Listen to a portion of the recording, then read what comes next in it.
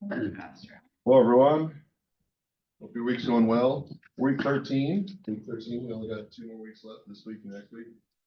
Something I've mentioned that I want to make sure we get resolved is presentation dates. So far, nobody has actually requested a presentation date from me. So I think probably on Friday. No, Friday we'll have a speaker.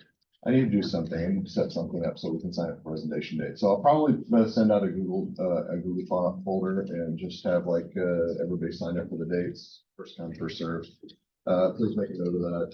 When you see that link, just visit that and then put your name in. Don't go deleting other people's names. Put your names in. First of all, Google Sheets will track that, so I'll be able to tell what you did. But yeah, that's just bad humor anyway. Unless, of course, you mean it completely totally as a joke. If so, make sure it's very clear as a joke, because I'm all for good fun. So, real quick, this question came up regarding Ultrix 4, and I wanted to talk about it. So, a couple of students have actually talked a little bit about doing some calculations for hourly rates versus hourly rates and hourly wage, and comparing that to gross pay to see if they match. And having some trouble with it. Part of the reason for that, I think, is the fact that the data set that I created does not round evenly to 2 digits. There are some trailing digits. And so when you set it up like that, basically you're going to get a rounding error. I think the results that Matt got when he was doing the analysis, every single result came back as not equal, which is obviously not correct.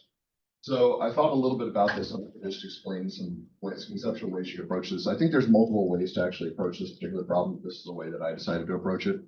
So once you've separated out the hourly rate data set, then I just created 2 fields. And you can actually do this in the same formula tool.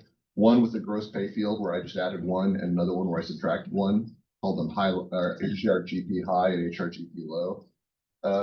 Basically, all that is just say, here's a range that this could fall between, and if it falls between that range, then everything's fine. If it doesn't fall in that range, then there's a problem. And because many of you in this room are auditors, you should be comfortable with the idea of materiality. So I think $2 is probably not a material amount, so I'm okay with that. And then once I did that, I set up an advanced filter where I said I want 2 conditions. First one, I want the hourly rate, times hourly work to be less than HRPGP high, so it has to be lower than the highest range. And then I set up a Boolean variable or Boolean operator for and, which is just A and D. And then set hourly rate times hours worked has to be less than low. So it has to be higher or less than the highest range, but greater than the lowest range, which means it puts it between those 2 ranges. And again, I think there's probably multiple ways to do this. This is just something I did in like 5 minutes of analysis. So that's how I came up with this. And that should give you something to work with. Suffice to say, I'm not going to go into much detail, but the findings are insightful on that in case you're curious about that. You might find something interesting with that. So that's something I wanted to talk to you about if you wanted to go through the real world. It's not required that you do that particular operation. Any queries will be fine if you just want to avoid trying to mess with imprecise numbers. That's one thing I understand. That being said, this could be a good exercise for you to experience because we've already talked about the lack of clean data out there. It's entirely possible in the real world you will not operate with clean data, and you may have to experience these issues. So something to consider as well. Yeah, with that, let's go ahead and let's talk about artificial intelligence.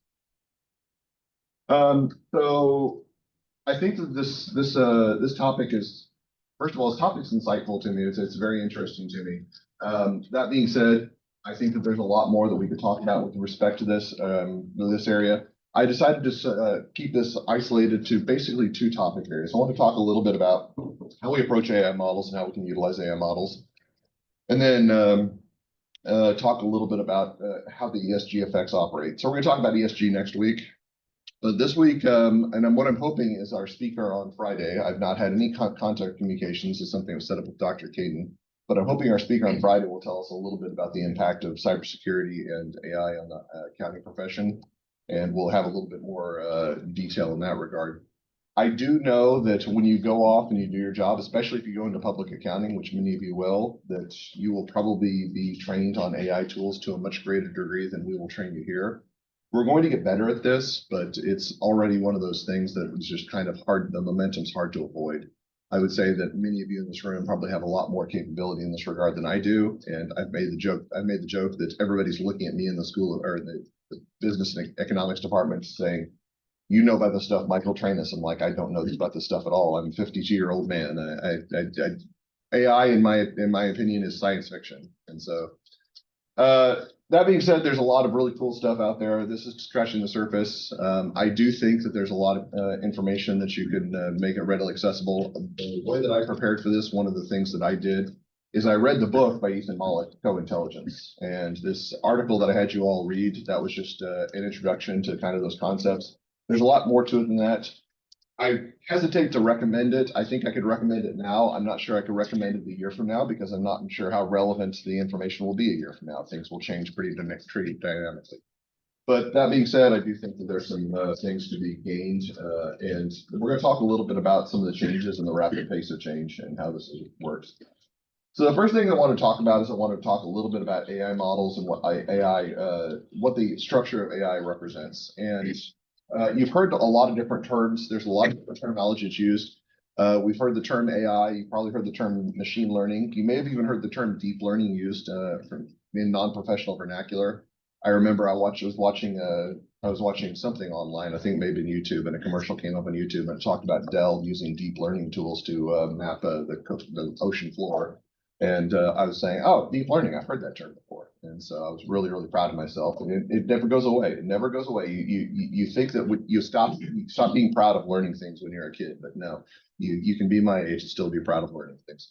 But there's also, you've probably heard the term LLMs, which is a term that I will use quite frequently, large language models. That's kind of been the profound impact of the past couple of years with the LLM generation and development. And those are going to be largely the ones that we'll focus on for utilization of AI tools. Those are not the only ones. I will say one of the nice things about ChatGPT now is they're integrating a lot of these tools together.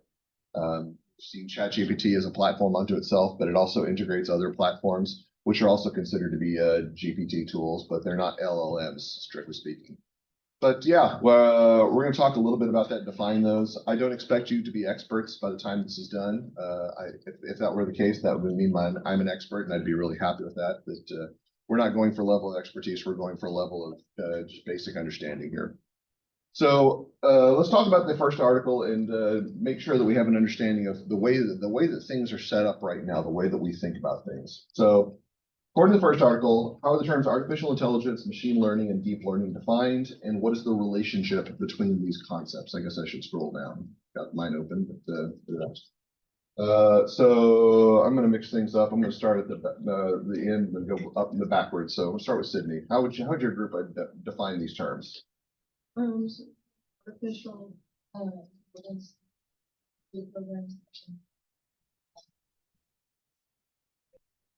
group. And then machine learning is a category of that, and it's like algorithms to help the program pick up patterns, and then deep learning. And like machine learning is specifically like humans doing that, and then deep learning is like the subcategory of that, and that's like them learning without human attention. Good, good. So the definitions are fairly straightforward. I do want to talk a little bit about the relationship because I think that's an easy or important way to frame this particular topic. And so you all know the way that I operate. When it's something that I don't particularly understand and I'm having trouble struggling to convey those concepts to my students, I try to develop analogies. And this one was one I was thinking about before class. So the way the article defines this is AI is the broadest discipline and usually involves human supervision. Machine learning is a subset of AI and requires human intervention when issues arise. And deep learning, although I did type out depth learning, which is probably something different, deep learning is a further subset of machine learning and operates largely autonomously.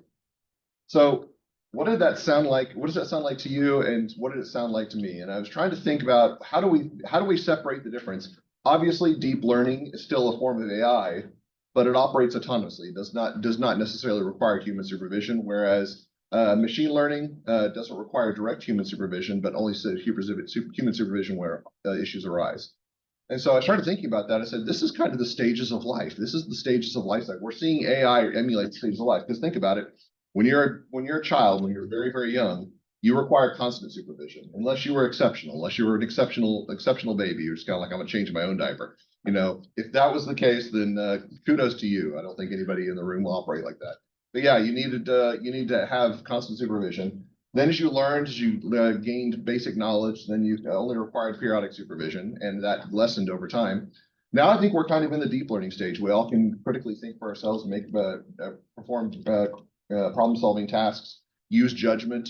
These are things that we're characteristic of at this age, and we operate autonomously. At least I'm assuming most of you operate autonomously. I know when I was your age, and this is an indictment of me rather than you, when I was your age, I was still saying, okay, I'm in trouble. What are my parents going to do about it? But I'm assuming most everybody in this room operates autonomously, even me now.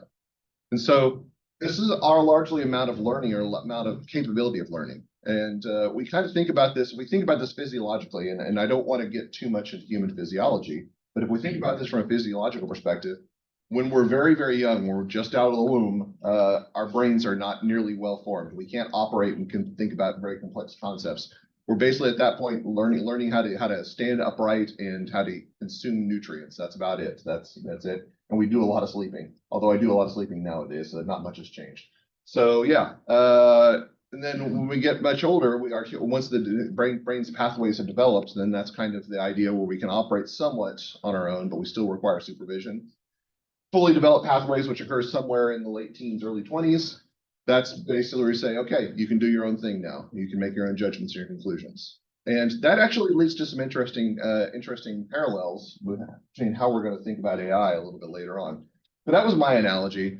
I think it's a fairly apt analogy as we think about evolution of human behavior. We think about evolution of artificial intelligence, and more developed and more evolved artificial intelligence tools are going to operate more like evolved humans, or like older humans, I guess I should say. So then we moved on to Ethan Mollick's article, an article about Ethan Mollick's book, and talked about the 4 rules of co-intelligence. Okay, now AJ, you got to get this one right because this is really, really important. Okay, so what are the 4 rules of co-intelligence? First rule is always invite AI to the table and then be the human in the loop.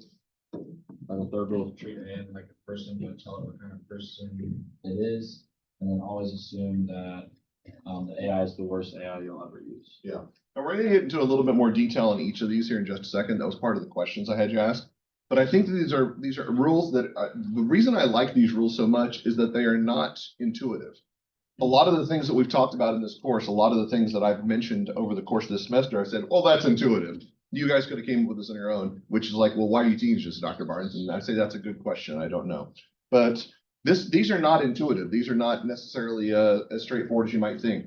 And it has to do a lot with the nature of AI as we see it. So I'm going to leave those a little bit alone for right now because I want to talk about each of those individually. There are some interesting implications.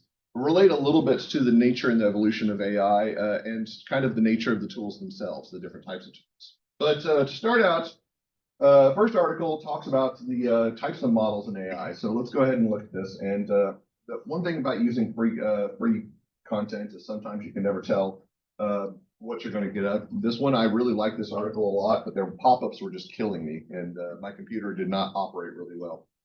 So here's kind of the artificial intelligence, machine learning, deep learning image that we talked about before. And then to get a little bit more technical in speaking, we want to talk about the AI models. And so there are 4 types of models and what they do. Let's go ahead and do a little bit of depth on those. So I'm going to go one piece for each one. So Dottie, can you tell me what a foundational model is? So a foundation model is machine learning models that are pre-trained to perform tasks. Yeah, and that's basically it. And these kind of think about our foundation model. I would categorize RPA, or robotic process automation, as a foundation model, although I'm sure an AI scientist would say, no, that's wrong. You're teaching your students wrong. But that's kind of how I think about it. They're pre-trained to perform tasks. They do operate something called self-supervised learning, which means that they can learn from their mistakes, but for the most part, they do operate autonomously. And they use examples of ChatGPT and Bing's chat that utilize foundation models, which is important undertaking to note. So then we have a pop-up. Okay, great. Then we have multimodal models. And so, Olivia, what are multimodal models? We said that they can learn from different types or modes of data, images, audio, video. Yes, so that's actually a pretty big development.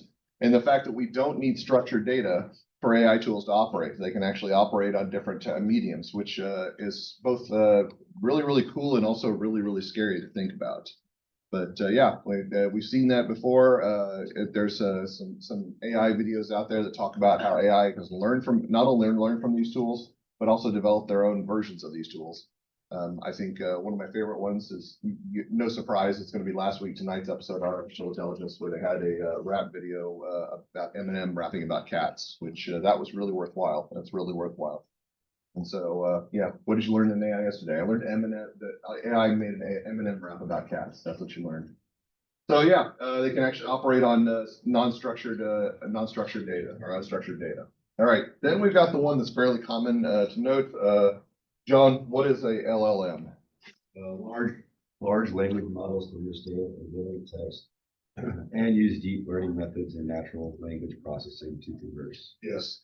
So LLMs are kind of what we can traditionally think about our AI tools that we refer to. Those are the ones that you're going to be referring to. Those are the ones that all the instructors are paranoid, saying, I'm worried that my students are going to cheat. They're not going to write this. They're going to have AI do it for us. They're specifically thinking about an LLM tool. Now, I do want to say, we tend to use LLM as a kind of a catchphrase now for AI. Not all AI tools are LLMs, but LLMs do represent the backbone of a lot of the AI tools that are in existence right now. And there's usually interfaces between these LLMs and the other AI tools. But you kind of note that there's like two branches that comprise natural language processing, natural language understanding, and natural language generation. And the notion behind this is that not only can these tools understand what is being said to them, but they can generate content that's similar to what another human being or a human being would generate. And in many cases, some of that can be very, very complex and very, very high level concepts. Natural language understanding and natural language generation. Something that's going to relate to one of the concepts we're going to talk about with Ethan Mollick's 4 rules is that this is not even what you would think a robot would say. It's not even consistent or repetitive. It is very, very, it flows naturally from these systems. And over time, this only becomes more and more pronounced. I think I heard one of the students talking during the class on Monday when you all were doing your assignment. They were saying, it feels like I'm talking to another human being. I'm chatting with another human being. And that's what the intention is the intention is supposed to be that it's supposed to be like interacting with another human. And the final one, all right, we have diffusion models, all right. Dylan, what's a diffusion model? It's split images into tiny pieces and analyze patterns and features. Right, so splits images, tiny pieces to generate or to analyze patterns and features. Then they basically can create new AI generated images. So this is kind of a little bit of a letdown. We think about AI artistic generation. Think about all these cool things that the AI can generate through artistic images. And to some degree, we think about these images, but they can actually be broken down into other AI tools such as audio or even text-driven formats. What is the AI tool really doing? It's taking this, it's identifying parts of this, which I believe the term that's utilized is tokens, whether this is an image generated item or this is a text generated item.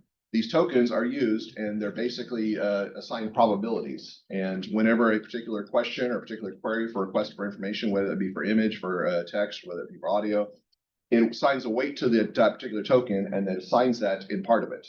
With diffusion images, it's going to say, all right, what is the most profound part of the image that's got the highest weight associated with it? So that when it uses to reincorporate that image in another form, it's going to utilize that particular token as a particularly high point.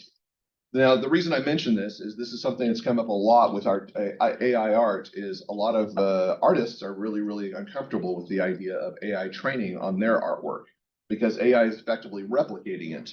Though there is some noise in there, it actually changes the image somewhat, but you can kind of tell a lot of similarity. I think one of the things that I've seen online talks about I wanted to do a different version of the Mona Lisa, the very famous Mona Lisa by Da Vinci. That picture says have AI generate that tool, and AI generation is slightly different, but very, very similar, very, very close, and as it should be because you're referring specifically to a piece of art. But imagine if you refer to like a very, very strange image that only a few pieces of art exist out there, like maybe a hummingbird carrying a basketball or something like that. That's off the top of my head, by the way. Hummingbird carrying a basketball, they would probably look for AI images of that, and the image that would result would be very similar to the ones that are existing images, not AI. So look for existing images of that, and the generated images would look very similar to what already exists. So diffusion models basically break it down, assigning the weight to the tokens and reincorporating that into some other format, again, with some randomness associated with it. And that's one of the big reasons why when we talk with AI tools, we talk with LLMs, we actually have diffusion models operating, why there is some variety in the output is because there is some sort of random variable assigned to that for the output, so it doesn't come up the same way every single time. If you have a conversation and use the exact same questions with an LLM, the LLM will output different results every single time with the questions, but the output will look somewhat similar. Not identical, but similar. All right, so based on the information for our first article, is it possible for a single AI tool to employ multiple models? If so, provide an example. If not, explain why. So Lotus, I gave you kind of a difficult one on this one, but what did your group identify on this one? We said yes. So we said it was models. Yeah. Foundation models. A foundation model is trained on those. ChatGPT is given as an example of a foundational model and is an LLM type. Good. Yeah, that's actually one of the issues identified is that ChatGPT listed as a foundational model article, but it's a large language model as well. So this is an interesting point that we think about these types of models. They don't cleanly fall into one category. It's not AI is either this or either that. It can be multiples, if not all of these. So this is kind of the first important point to take away from this. This is my contribution because I'm not cool enough to write a book on co-intelligence. But this is my contribution is that basically anything that we learn can have overlap in other categories. AI does not have a straight line. It's a meandering pathway, and which would make sense because we talk about AI being developed similar to human neural networks. And if we were to take a look at the neural networks in our brain, those would not follow straight lines either. So anything that we talk about can actually be applicable to multiple different areas. So it's important to think about these in context of the whole as not just necessarily within one area. All right, first rule of co-intelligence. Okay, first rule of co-intelligence, once again, was always invite AI to the table. So I asked you to evaluate that first rule of co-intelligence, and then I've asked about something called the jagged frontier. And so 3 articles. So I wanted to get down here and talk a little bit about this. Mullock actually talks about this, and I wish I remember exactly where. Oh. Okay, so all right, so first rule. Okay, so he talks about this called the jagged frontier. So right up here, AI is what's called the jagged frontier. And this is a really important, profound concept with respect to artificial intelligence and leads a lot of our discussion. So going back to Sydney, what is the jagged frontier? It's good at sometimes. Yes. So this is interesting. I know that at least one person in this room has done this, but I'm sure multiple people have done it. Has anybody ever done like gone to ChatGPT or to Copilot and say, how many R's are in the word raspberry? Okay. And what does it say oftentimes? It says 2. Okay. It says 2 R's in raspberry. So that seems like a really, really simple question. Obviously, it's a tricky question, but it's not. It shouldn't be that hard for a computer to count the number of instances of R. And I actually had a discussion with this, and I use strawberry, but very, very similar concept. And I had a discussion with Copilot about how many R's in strawberry. It kept insisting there were 2, and I said, no, I think you're wrong. And then it actually did a count, and it counted the number of R's, and it corrected itself. So we've got this tool that can do these profound works of art, that it can actually put together these profound ideas and encapsulate them within an essay. And it can actually meet parameters. You can write books if you really wanted to, although that's really long output, that cannot count the number of R's in a name of a fruit. Is that a gap, or is that an example of the jagged frontier? Sure sounds like an example of the jagged frontier. So Mullock in his book, he actually says large language models are very, very bad at math. Now, how many times have we been able to say that about a computer? A computer cannot actually operate on math. Most of the time when we think about computers like that, I go to my computer to do math, okay? If I want to calculate things and I have to pull up a version of Excel, I don't even use a calculator anymore. I've gotten to that point. We think about computers as being mathematical machines. And now I'm telling you that these computerized tools, these artificial intelligence tools, They can't do math, not even basic calculations, not even basic counts. Now, to some degree, if it's required a calculator, I think that we could probably do something very simple. Like if you said, what's 2 + 2, it probably comes up with 4 pretty easily. Though, that being said, there's a reason why it comes up with that easily. Does not have to do with calculation. The reason that we talk about the jagged frontier is a way that the AI tools approach their learning process. So if we're talking about something like Excel or a computerized tool that we traditionally associate with computation, it actually has computation tools ingrained in the programming. Is that how an LLM operates? Well, obviously not. LLM, like I said, is a predictor tool. It looks on large amounts of information, and it looks at that information and says, based on what that information says, what is my response supposed to be? Has anybody ever played the auto predictor text game with their phone? Like go to a message and you basically type in a word and then you get the middle phrase and you just type in a phrase. I've got one of those. It actually is about Dr. Caden and it's kind of ludicrous. Yeah, I typed in Stacy Caden is, and this is for a presentation. I just don't normally just type in Dr. Caden's name into a phone, but yeah, I was doing it for a presentation and it came up and it was a really, really weird phrase. So it was basically an advanced predictor tool, similar to the way that your Apple phone predicts the next word that you're going to say, or Google, the Google Sheets, the Google Forms predicts the next word you're going to say. I think Microsoft tools do that now as well, but much more advanced. It's saying, based on what the series of words are, what is my response supposed to be? And if we think about it, that's not a mathematical operation. That's looking at existing content and returning some variant to that content. Now, the way to think about this, again, goes back to that token generation that I talked about before. The tokens are assigned weight, and there's a randomization in that weight that's assigned. So sometimes it's going to be one word, sometimes it's going to be another word, but for the most part, it's going to be some sort of variant on the exact same thing that would reply to. So again, if we had, let's see, what would we say, 22 people, because there's 22 people in this room right now, 22 people type in the exact same question into ChatGPT or Copilot, we would get similar responses, but none of the responses would likely be identical. And so that's kind of the idea, is that it operates in a much different way than computational tools. It's trying to do text prediction. Effectively, that's all there really is to it. Now, the only way to really make the distinction of what tools are good at is to gain experience to do tools the way to learn which AI can be used. And so that experience works both ways, both from the user perspective and also from the AI tool perspective. So if we're trying to train an AI tool to do something and it does not have much experience in that, the best way to actually train it is to give it exposure to. So I think you're probably already familiar. This occurred a couple of years ago where ChatGPT tried to take the CPA exam. This is ChatGPT 3.5. How well did it do? Does anybody remember on the very first iteration?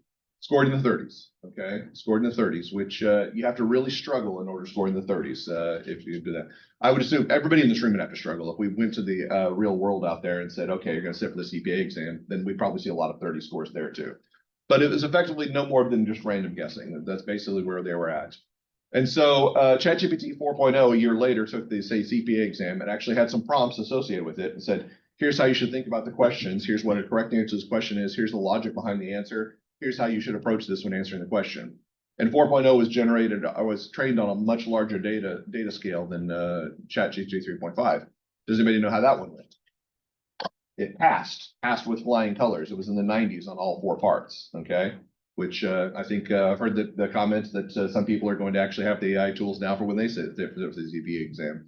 Which, if you get away with that, if you can get to the Prometric lab, ethics notwithstanding, you know, it might be a good chore. But yeah, but the idea being is that it learned based on exposure, and with more information, with more detail, it became better at a particular task. And there's also all the sci-fi rigmarole that's out there. There's the video games that talk about AI and taking over the world. There's now TV shows that talk about this. There's been long movies. The Terminator was always a big saga about that. I don't know what the truth is. The truth is probably not nearly so catastrophic, but it's also probably a lot more scary than some people say. But we will see evolution in this regard, and it will become better in certain tasks. I think at some point, even we're going to see where the LLM tools will be able to actually answer the question correctly. How many R's are in Raspberry? Okay, at some point. I'm not sure when that's going to come up, but it's probably not right now. All right. So refer to Mullet's discussion of the second rule, okay? Second rule, let's go back. Oops, let me get back to the second rule. So second rule, is be the human in the loop. Now, this one's a really, really important, profound one. My second most important one, because I got one that I want to talk about on number 3. So, be the human in the loop, okay? Okay, thank you, Forbes. The question on this, sorry. Okay. Several structured professionals have said, directly to you, the AI tools will not replace jobs of individuals who can effectively use AI tools or replace those who cannot. Does the discussion of the second rule reinforce or refute this notion? So I only gave you one choice, AJ. So what did your group come up with on this one? We said it would reinforce it because the second rule being that, being the human in the loop, like if you're using AI with also like being a professional, you could operate more effectively. Yeah, and this was a really important feature in the early training of the AI tools and LLMs on 3.5 and 4.0. It's still relevant even today. So if we talked about it back in 3.5, it was very, very obvious. Dr. Kate and I used to share stories about how we would ask ChatGPT, like the ChatGPT 3.5, we'd ask it questions and it would come up with complete and total wrong responses. And we would have to say, no, that's wrong. Here's the reason why it's wrong. It would learn from those particular processes. It would actually employ an estimate of trial and error, which is kind of a reinforcement learning task. In order for that to happen, there had to be some sort of supervision on our part to actually teach it the correct information. Now, we're assuming that in the most relevant inputs that it's taking, that's teaching correct information. There's some horror stories. There's the AI tool from several years ago, Tay Talk. Is anybody familiar with that one? So this was actually an unfiltered tool that Microsoft put out as a Twitter chatbot several years ago. They did not put any filters on the inputs, and so what ended up happening is a lot of people put hateful rhetoric into the input, and the output started spewing white nationalism. So not necessarily what you want your tool to be using. So if the inputs are bad, then the outputs are going to be bad as well. So that's a really, really important, profound concept. But assuming that you get good inputs, then the output will increase in quality over time. Now, I said earlier that the pass rate on the CPA exam for ChatGPT 4.0 was in the 90s, okay? It was not 99 across the board, it was just in the 90s. Does that tell you that there's room for improvement? Okay, yes, there is room for improvement. It was really well done. I think anybody in this room would be happy if they scored in the 90s on all 4 parts of the CPA exam, okay? If you're overthinking, well, if I don't get straight 99s, Dr. Barnes, I'm just gonna retake it, you know? If you're thinking of that, I mean, kudos to you for setting your expectations high, but for the most part, I think anybody in this room, if they scored in the 90s, would just be elated. They'd be thrilled, okay? That doesn't mean that we're perfect. That doesn't mean that ChatGPT is perfect. There's still some things that it made mistakes on. And so being the human in the loop is an important process in order to improve upon that. And the more that we have the humans in the loop, the better that we're going to improve upon that. Now, we will say that there's going to be redundancy or even contradiction over time, because as it grows, as it evolves in knowledge, as the AI tools evolve in knowledge, the humans that need to be in the loop need to be much more well-trained and much more specialized.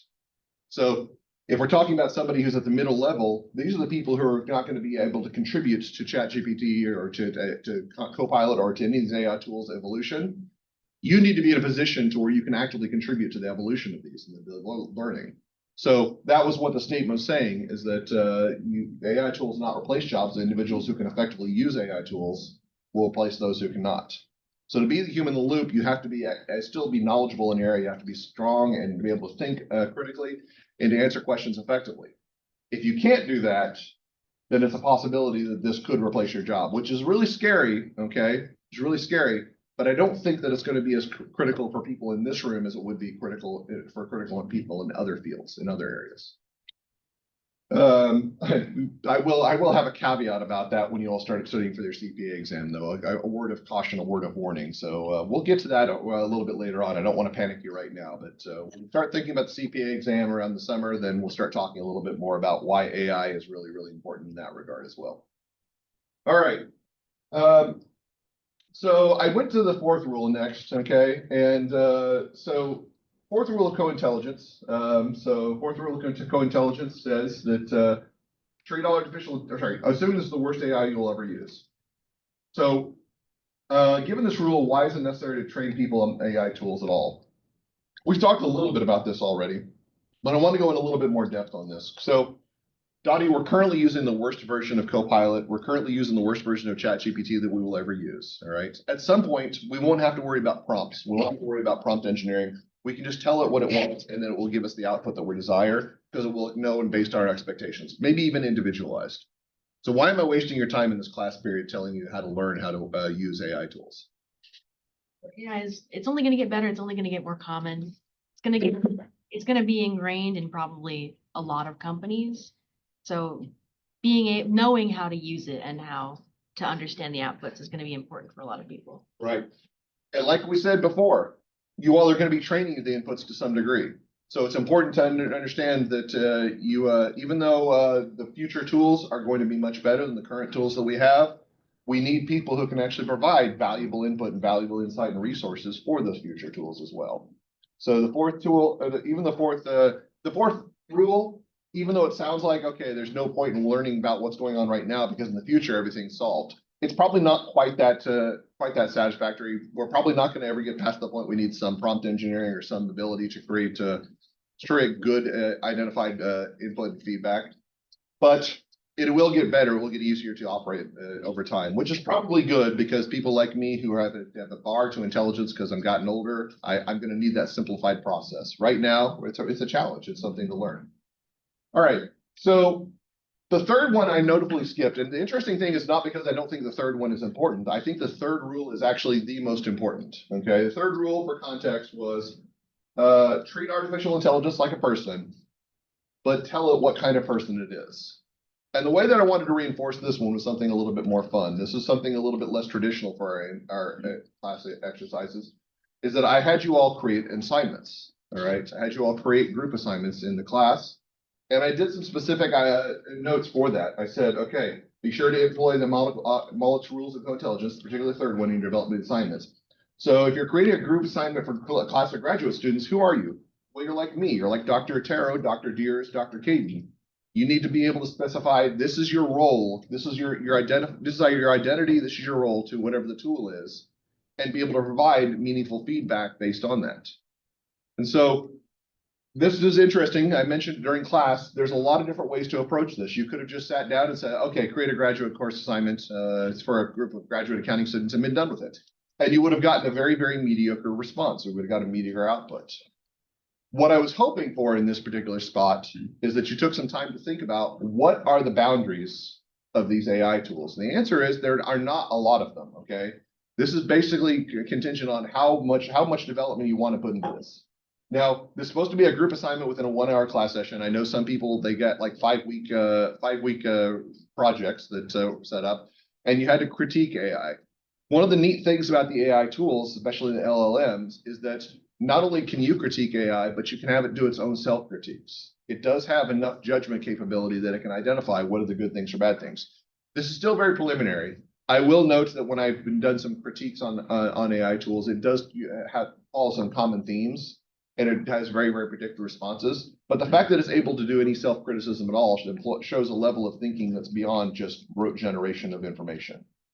So with that, hopefully your group came up with something that's kind of interesting, engaging, and I'm curious, what are some of the things that you came up with in this class? So we're going to go through each of the groups. You don't need to go into an in-depth discussion, but I would like to kind of see what happens. And I'm kind of curious if we see any patterns emerge in the assignments.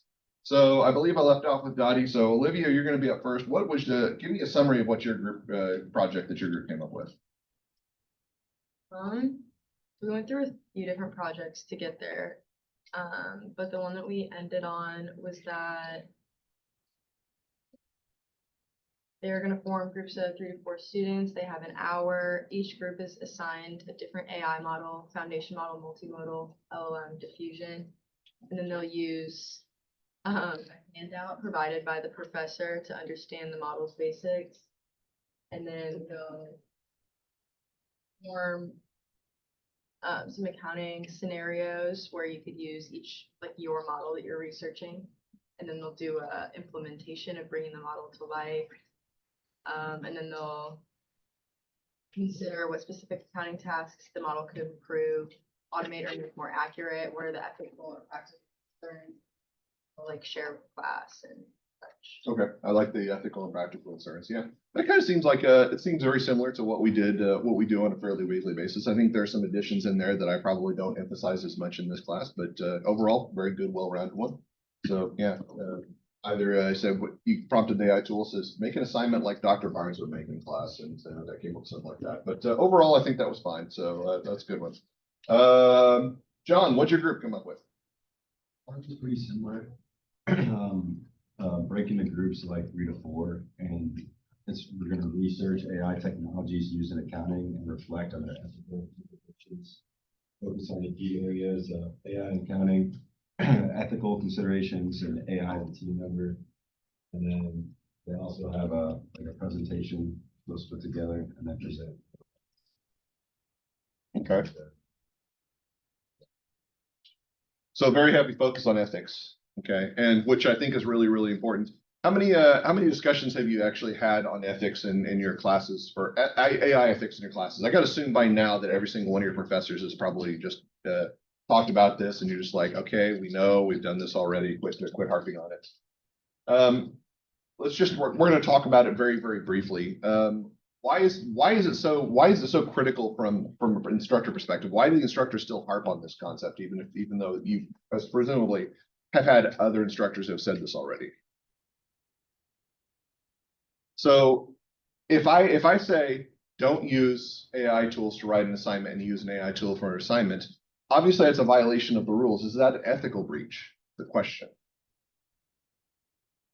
is violating the rules of a particular course. Like, let's say you do Dr. Otero's class, and Dr. Otero is very, very heavy on doing your own writing. She focuses very heavily on written content in her class, and God bless her for that, because I don't do any of that. But she focuses very heavily on written content, and you say, you know what, I'm really, really busy this week. Dr. Barnes has given me like 5 assignments that are all due at the same date because he doesn't organize his syllabus very well. And I really, really want to do this assignment, but I just don't have the time. And so you have ChatGPT put something together, you polish it up, and you hand it in, and it fools Dr. Otero, which I won't tell anybody if you don't. So is that an ethical breach, or is that just a violation of the rules, or are those the same thing? The answer is I don't know. I think that you probably can make an argument, because we could talk about ethics in a framework of content. So it's a violation of the rules, clearly. But in the real world, if you're writing an email and want to polish it up, would you be applauded, or would you be lambasted for writing an email using a chat or an AI tool? Be like, hey, good job, good on you for efficiency. You had like a 2-page email you had to write. You gave it an outline, and the AI tool used for it. You saved 10 minutes of time instead of wasting 10 minutes of time. You can spend that 10 minutes next to the water cooler now. Yeah. So yeah, there's an argument for both. I don't want to get so much into ethics, but I think it's an interesting discussion to have from a group perspective as to what the idea is going to be. The problem is when you get instructors who are basically saying, you will never use an AI tool in my course in any capacity whatsoever because I will not tolerate it. Is that a reasonable approach for an instructor to take? In this day and age, probably not. Especially in future years, we get instructors that take that approach, it's going to be problematic. So it is a little bit of give and take. Dylan, you're up next. So we had our ChatGPT analyze the article we read. And so we did was we just copied and pasted the article and had it create a group assignment for students in an accounting class learning about AI. And so it gave us a bunch of like different tasks. So like matching terms with definitions. Okay. Some multiple choice questions, and then some short answer questions for them to complete. And one of those short answer questions was talking about how large language models can be used to improve efficiency in accounting profession. Good. So kind of took a different approach. You said you want to do some direct tasks in the assignment, which I've done that before. I've had the AI tools create crosswords and Sudoku puzzles, and most notably a Magic Square. So it was Megan who inspired that. So again, thank you for that. Yeah. Yeah, some interesting approaches that you can use for a learning perspective. It can actually create the assignments for you, because it does have a degree of creativity, especially the LLM tools. They do have that ability to be creative and present things in ways of puzzles. I actually have the framework for an escape room activity right now that I was sharing with during my group presentation, and that I developed using Copilot. So That's kind of cool. It took me 5 years to develop my first written escape room, and now it's going to take me like 5 minutes to create one. So, Lotus, what's your group come up with?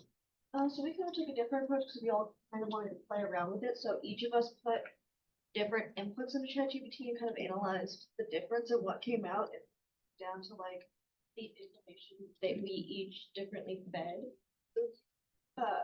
the program. Like I forgot to put a group project in mine, so Oh. mine is not a group project, it's just a lesson plan. And then Matt's was like way more detailed because he like fed the right inputs to it, and then Which map was this? That's what I thought. and then Not that Matt B is not detailed. It's just overly detailed is what I've used to describe Matt sometimes. So he just kind of nods his head over there. overarching like kind of thing that happened over like all of our things was since we input that it was going to be taught to a graduate level accounting students, Mhm. even though it wasn't specified to make a lesson around AI and accounting, like all of the lessons popped out with like specifics on AI and accounting. Okay. All right. That's kind of interesting. It's a kind of a framework for dependent on the area. All right, real quick, Sydney, what'd your group come up with? So originally we got the 5-week assignment, and then we told it to come up with a sentence long assignment instead, so we just got the prompt. Research and analyze one AI application currently transforming the accounting profession, automated bookkeeping, fraud detection, audit automation, and write a 1 to 2 page challenges for future adoption in the industry. That's good, succinct, I like it. AJ, what's your group? So for ours, we had to go through a bunch of different provisions. It's kind of the same with everybody else's. It gave us like 10-page report. But we ended up on to form 5 groups of 4. And then it gave them options to pick for their presentation where it's like an accounting topic and then an AI model. So it's like machine learning and fraud detection or NLP. Basically, the only thing that was wrong with it was like said prepare a brief 3-minute presentation. Gives you time limits for each one, and the presentation is only supposed to be 10 minutes long. But you have 5 groups, 3-minute presentation. Yeah. So we asked, how are 5 groups supposed to present 3-minute presentations, 15 minutes? And it said, oh, you're right. And then it revised it to a 2-minute presentation. The math issue again, yeah. The computational accuracy is problematic. All right, Dottie, what you got? We started with a pretty generic prompt, and then we asked it wrote like a very long assignment. It was like a 5-week assignment. And we told it to critique what it wrote and then to take the critique into consideration, write it. And it's still pretty long, but it did shorten it quite a bit. And we ended up with a group assignment that has 3 sections: research and analysis of AI and accounting, ethical considerations, and a group presentation. So a lot of consistent themes across the board, but also a lot of originality. So kudos to you guys. That was really well done. This is something I think that I will continue to start evolving using a tool, but I think that everybody in this room should definitely consider how can these tools be beneficial, not just to your accounting education, which is coming to an end very soon, but your accounting careers, which are just about to start. All right. Sorry to keep you long. I'll make it up to you one day. Have a good day. See you all on Friday. Puppies.